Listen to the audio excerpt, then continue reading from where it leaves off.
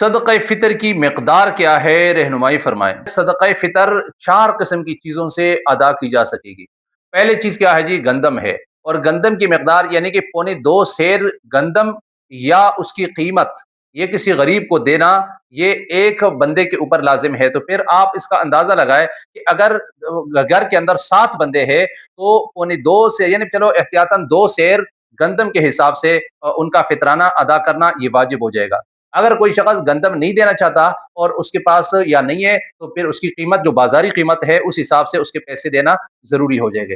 دوسرے نمبر پہ 1 سا جو یہ دینا، یا اس کی قیمت یہ تقریباً یعنی کہ 3.5 کلو جو، یا 3.5 کلو جو کہ جو بازار میں قیمت ہے اس کو فطرانے کے طور پر دینا یہ واجب ہے۔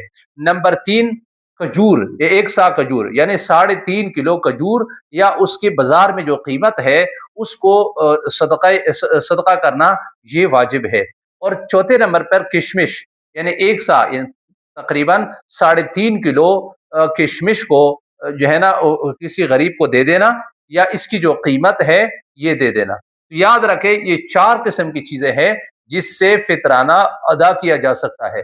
اب یہ نہیں کہ ایک شخص مالدار ہے، اللہ تعالیٰ نے اس کو وسعت دی ہے اور چونکہ سب سے کم ریٹ اس وقت گندم کی ہے اس حساب سے وہ دینا شروع کر دے، تو یہ مناسب بات نہیں ہے۔